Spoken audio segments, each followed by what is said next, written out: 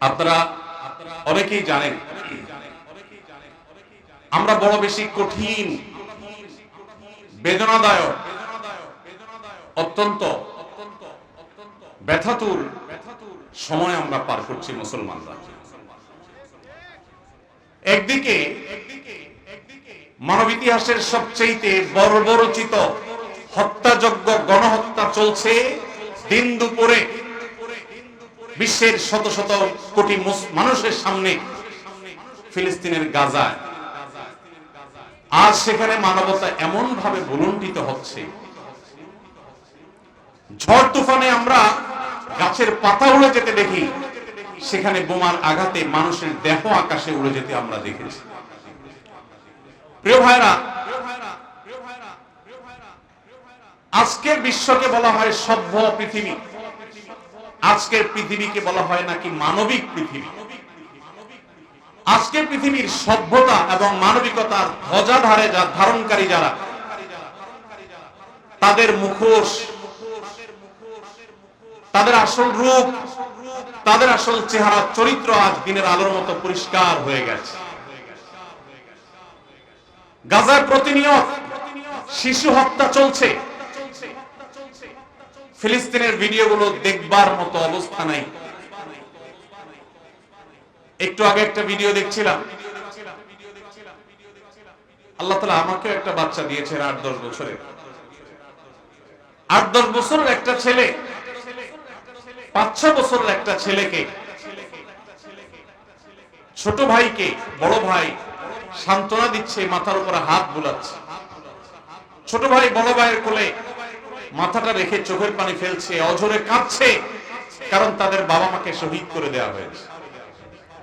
বড় ভাইটা ছোট ভাইয়ের মাথার উপর হাত বুলাচ্ছে আর তাকে সান্ত্বনা দেওয়ার চেষ্টা করছে, ব্যর্থ চেষ্টা। শত সহস্র শিশু আজ এতিম হয়েছে, শত সহস্র মা বাবার বুক আজ খালি হচ্ছে। যারা নারী অধিকার নিয়ে পান থেকে চুন খসলেই চিৎকার চেঁচামেচি করে, সেই মানুষগুলো আজ পাথর হয়ে গেছে। তাদের চোখের সামনে শত সহস্র মা বোনকে আজ খুন করা হচ্ছে। প্রেগনেন্ট মহিলাদেরকে রেখে সেই হসপিটাল বম্পিং করে উড়িয়ে দেওয়া হচ্ছে। আজ সেখানে শিশুদের আর্তনাদে আকাশ পাতাল ভারী হয়ে উঠছে। কোন স্থাপনার সেখানে বাকি নাই যেটা ভেঙে চুরে গুড়িয়ে দেওয়া হয়নি। উপর থেকে ড্রোন শট নেওয়ার ছবি দেখলে ভাবতে কষ্ট হয়, বিশ্বাস করতে কষ্ট হয়। একটা শহর, একটা জনপদকে এইভাবে মাটির সাথে মিশিয়ে দেওয়া যায়। সবচেয়ে অবাক করা বিষয় হলো এই হায়েনারা, এই অভিশপ্ত ইহুদিরা, এদের সবচেয়ে বেশি সমর্থন প্রকাশ্য দিবালোকে যারা করে, তারাই আমাদেরকে সবচেয়ে বেশি সকাল বিকাল মানবতার সবক শুনাইতে আসে। প্রিয় ভাইরা আমার, আজ পৃথিবীর তথাকথিত সভ্য, তথাকথিত উন্নত দেশগুলো প্রকাশ্য দিবালোকে এই অভিশপ্ত দেশকে তারা সমর্থন করছে, যারা মুসলমানদেরকে তাদের ভূখণ্ডে যুগ যুগ ধরে আজ খুন করে আসছে, তাদের রক্ত নিয়ে হোলি খেলা মেতে উঠেছে। আজ সেখানে মানবতার চিৎকারে, আত্মচিৎকারে আকাশ পাতাল ভারী হয়ে উঠছে। আজ থেকে ১০০-২০০ বছর পর যখন গাজা বা ফিলিস্তিনের ইতিহাস লেখা হবে, যখন এই অভিশপ্ত হায়েনাদের এই নির্মমতার চিত্র ইতিহাসের পাতায় তুলে ধরা হবে, তখন আপনি আমিও কাঠগড়ার আসামি থাকবো। কারণ তখনকার মানুষেরা, তখনকার জেনারেশনেরা আলোচনা করবে, তখন পৃথিবীতে যে শত শত কোটি মানুষ বসবাস করেছিল, সে মানুষগুলো কিভাবে এতগুলো মানুষের সামনে পৃথিবীর ছোট্ট একটা ভূখণ্ডের মধ্যে এইভাবে মানুষকে হত্যাযজ্ঞ চালানো হয়েছে, নির্মমতা করা হয়েছে, শিশুদের সামনে বাবা মাকে খুন করা হয়েছে, বাবা মার সামনে শিশুদেরকে টুকরা টুকরো করা হয়েছে, কিভাবে এই নির্মমতা চালানো হয়েছে, বিশ্বের শত শত কোটি মানুষ তারা তখন কি করেছে। আগামী ১০০-২০০ বছর পরে যখন ফিলিস্তিন এবং গাজার ইতিহাস লেখা হবে, আসামির কাঠগড়ায় আমরা সবাইকে দাঁড়াতে হবে।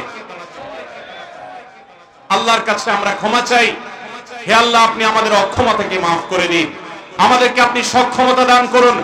মুসলমান দেশগুলোর যারা তথাকথিত নেতা হিসেবে দায়িত্ব পালন করছে, আল্লাহ আপনি তাদের ঈমানি চেতনা বৃদ্ধি করে দিন।